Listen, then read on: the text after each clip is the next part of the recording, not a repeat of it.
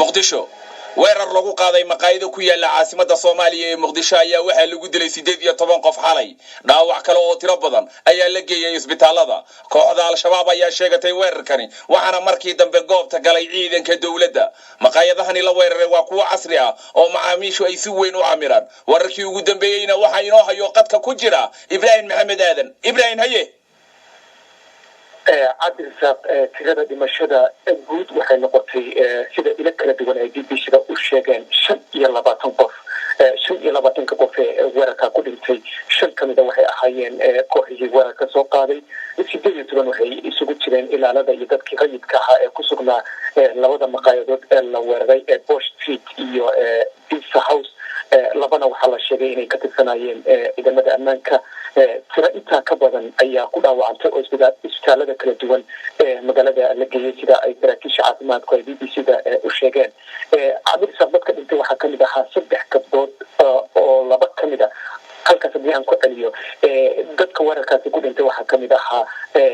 laba gabdhood oo walaalo ah iyadoo mid kale oo gabdhahaas la dhalatayna ay ku dhaawacantay iyagoo halka xalay u yimid casho ay u samaysay gabar dugsi sare ka baxday oo doonaysay inay jaamacad dibadda waado ayana kamid ahayd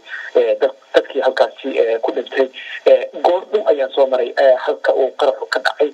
weli dad baa taagan oo dadkoodii raadinaya waxaana meesha ka muuqda burbur xoog leh iyo dad anfariirsan oo aad uga argagaxay wixii halkaasi ka dhacay goortii horeysay ay BBC-du heshay qaar kamid ah dadkii goobjooga oo ahaa dhacdadaas oo ka sheekeynaya wixii xalay ay arkeen daqiiqado kadib markaan afurnay kafe iyo shaah dalbanay qaar asxaabteeda kamid ah oo saaran qaybta sare Beach House ayaa waxaa la kulanay qarax aad u weyn oo darbiga Beach House lagu soo dhuftay alxamdulillah ilaahay waa naga samata bixiyay waxaana ma gaarin dabadeed waxaan isku daynay inaan nafsadeena badbaadino waxaan u cararnay dhanka iyo dabaqyada sare ee meesha aan saarnay korkeeda oo ka boqoonay qarax aad u xoogan ka bacdina waxaan noo xidhay rasaas iyo tacsiir aad u xoogan runtii joogii waxaan noqday jawi aad u bedelan man qiyaasi karo markii kulay waa dareemi karaya qaraxaas dugtii soo dhacay iyo xabadaha gudaha ka socda dareemay waxaana kamid ahay raggii ka badbaaday meesha darbiga ku booday goob joogayaal xalay ka waramay weerarka markuu dhacay ay kuwaasi ahaayeen Ibrahim dawladda wax war ama ka soo saartay weerarkan عبد الرزاق مدحوينها الصومالية محمد عبد الله محمد فرماجو وحمد وقاهنتا دولة أي في كل عمباري وير كاسو هنا كنت المامي وير أرجعكيسو وحوشيكي إن دد أفري أو دد صومنا أو أفري أو فرحتكو أفري إن وير رولي بوجوشين أحيان دد نيرة dadka kale aqoonka wasaaradda amniga gudaha Ahmed Arabiya isna goobtii wararkaasi ka dhacay markii ciidamada ammaanku ay soo gabagabeeyeen waxa wariyaasha u sheegay khasaaraha halkaasi ka dhashay waxaa ku dhintay dad shacab ah oo 18 ruux ah oo hal ruux uu yahay Suuriyaan oo ka shaqeynaya maqaayada 7 ruuxna ay tahay gabdho Soomaaliyeed oo muwaadiniin ah oo hotelkaas ka afurayay waxaan ku dhaawacantay 19 ruux oo shacabka Soomaaliyeed ah Ahmed Arab waa afayeenka wasaaradda amniga Ibrahim dhanka kale bal hiiraan hadaan aadno dagaal sokeeya ka socda la yiri bal nooga waran عبد الرزاق دغال xoog leh ayaa ka dhacay deegaanka la yiraahdo Qanyaalay oo u dhaxeeya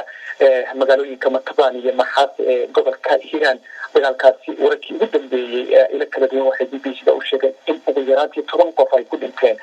dhaawacuna uu inta ka badan yahay dhaawacyo ayaa saacadan aan hadlayo la kala gaarsiiyay magaalooyinka Gurceel iyo Beledweyne dagaalkani waxa uu soo bilowday dhowr maalmood ka hor laakiin shalay sidaas oo kale dagaal culus ayaa dhacay habeennimadii waxaana ku dhintay dad ka badan 10 marka dagaalku wuxuu ku saleysan yahay catoosh dhul daaqsimeed ku murmeen beelaha halkaasi ku dagaalamaya wararka ugu dambeeyay waxay sheegayaan in dagaalku uu sii xoogaysanayo waliba ay ka qayb galayaan gawaarida dagaalka Cabdi Saaq dhanka kale gobolka Shabeellaha Dhexe meel aan sida uga fogeen degmada Balcad oo qiyaastii 7 kiiloomitir u jirta waxa ay miina kula kacday mid kamid ah gawaarida ciidamada ay leeyihiin maamulka degmada Balcad halka sida dadku joogay BBC oo sheegeen waxa ku dhintay 3 askari 9 kalena way ku dhaawacmeen aad baad u mahadsantahay Ibrahim Maxamed Aadan oo qadka si toos ah ugu jira ayuu kaasi ahaa Facebook u galo Maxamed Caalin boora muu joogaa wuxuu yiri qaraxii xalay ku dhacay magaalada Muqdisho wuxuu ahaa mid arxan darraa aad looga xumaado runtii waxaan isweydiinayaa ayuu yiri bal faa'iidada laga helayo in dhiig la daadiyo waxa ku dhintay dad shacab ah oo 18 ruux ah oo hal ruux uu yahay Suuriyaan oo ka shaqeynaya maqaaxida 7 ruuxna ay tahay gabdho Soomaaliyeed oo muwaadiniin ah oo hoteelkaas ka afurayay waxaan ku dhaawacantay 19 ruux oo shacabka Soomaaliyeed ah aniga waxaan deganahay degmada Hodan maadaama ay meesha dib ka dhacay waxaan ugu soo gurmaday muslim ahaan kabacdina gabar meesha waxaan ka qaadnay gabdhahay la socotay family ku ah 4 gabdhood oo gabar soo hartay kabacdi markii laga soo bixiyana waan soo qaadnay hooyadeed aan ku wareejinay haddana muslimkii aan gargaaraynaa dhammaan degmadooda wixii deganaayo dhanna meesha isugu yimaadeen dad aad u fara badanana meesha macnaha ku dhintay qaraxani waxa uu ahaa kii ugu weynaa 3 toddobaad oo Muqdisho ay ku cawabrinayso howlgallo xiriira oo ay sameeyeen ciidamada xasilinta caasimadda waxa uu hooga tusaaleynaya qayb ahaan in wali ay jirto xaaladda la xiriirta dhinaca ammaanka inkastoo olaamaha amnigu ay sheegayaan in weerarkani uu ahaa mid aan ahmiyadii iyo ujeedadii laga lahaa aanay gaarin dhinacyada ka soo horjeeda dawladda halkan gadaasheeda hadda waxa laga soo bixinayaa dad halkan ku jiray oo qaarkood ay yihiin ajaanib ama nin u dhashay dalka Syria oo halkan ka shaqeyn jiray ayaa ku geeriyooday ولينا waxaa socda dhaqdhaqaaq badbaadinta ee dadkan meedadkooda lagu soo bixin lahaa ehelada ayaa jooga gargaarkina waa u socda laamaha ammaanka dawladda ayaa xaqiijiyay dhimashada 18 ruux iyo dhaawaca 19 qof kadib qarax iyo weerar isbarbar socday lagu qaaday maqaayadaha Bosch iyo Pizza House oo ka tirsan degmada Hodan ee gobolka Banaadir weerarka ayaa dhacay abaar 8 fiidnimo wax dhiman waxaanu ku bilowday gaari laga soo buuxiyay waxyaabaha qarxa oo lagu dhuftay inta u dhaxaysa labadaasi maqaayad afyeenka wasaaradda amniga gudaha xukuumadda Soomaaliya Axmed Maxamuud Axmed Said Carab ayaa warfidiyeenka uga warramay sida ay wax uga dhaceen maqaayadahaasi waxaa u mahadcelinaa ciidanka laamaha amniga dawladda federaalka Soomaaliya oo xalay ilaa saakay waa barigii soo gabagabeeyay kooxdii burcadiineedka shabaabka loo yaqaanay dadka shacabka baabi'iyeen ee ku baabi'iyeen hoteelada Muqdisho kamid ah hotel kamid ah waxaa ku dhintay dad shacab ah oo 18 ruux ah oo hal ruux uu yahay Suuriyaan oo ka shaqeynaya maqaaxida 7 ruuxna ay tahay gabdho Soomaaliyeed oo muwaadiniin ah oo hoteelkaas ka afurayay waxaan ku dhaawacantay 19 ruux oo shacabka Soomaaliyeed ah cadawga wuxuu beegsanayaa ma aha maanta dawlad wuxuu beegsanayo ma aha mas'uuliyiin waxay beegsanayaan ma aha ciidan waxay beegsanayaan cadawga waxay beegsanayaan ummadda Soomaaliyeed jiritaankeeda inay baabiyaan rabaan ummadda Soomaaliyeed waxa ugu baaqaya in cadawgaas laga feejigsanaado cadawgaas loo diyaar garoobo halkani waa isbitaalka Madiina ee magaalada Muqdisho waxa uu kamid yahay isbitaalada la gaarsiiyay dadkii ku dhaawacmay dhacdadii xalay ka dhacday maqaayadaha Bosch iyo Pizza agaasimaha isbitaalka Madiina Maxamed Yuusuf Xasan ayaa inooga warramay tirada dhaawacyadii la soo gaarsiiyay isbitaalka ilaa xalay marka hadii aan ku darno labadan waxa waaye 17 waaye dhaawacyada la keenay isbitaalka oo nasiib waxa waaye yani 8 kamid ay ahaayeen dhaawacyo fudud 7 kamidana ay dhaawacyada ahaayeen dhaawacyo qaliimo u baahnay oo howlgallo aan ka sameynay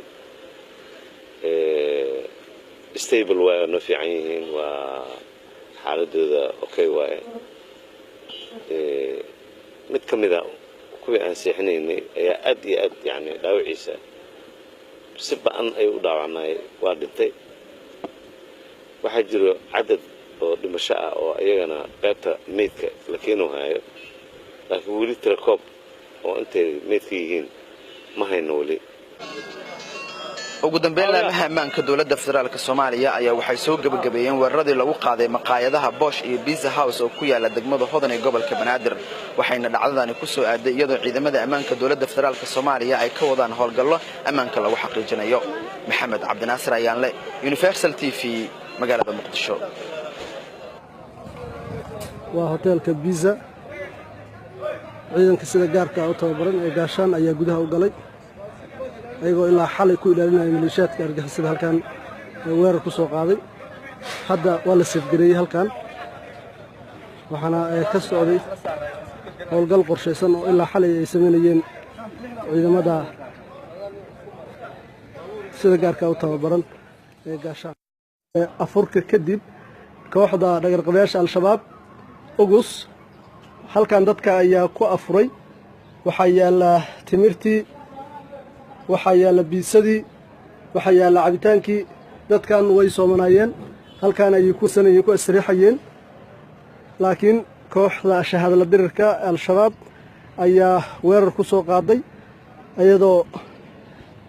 ku xasuuqday halkan dad gaaraya ilaa 19 qof oo dad shacab ah oo Soomaaliya oo muslimiin ah oo waxba galabsan marka waa mid ka mid ah dhibaatooyinka iyo tacadiyada ay u geysanayaan ummadda Soomaaliyeed ee muslimiinta ah inna lillahi wa inna ilayhi raaji'uun aniga group kale kor isla saarneen oo Beach House meesha ugu sareysa ku afureeni ayaa waxa bilawnay inaan kala cararno darbiyada boodno ilaahay xamdigiisa waxa noo suurta gashay aniga asxaabteeda qaar kale inaan kor ka boodno oo gadaal ka baxno guri kale inaan ku socono sidaasna aan ku badbaadno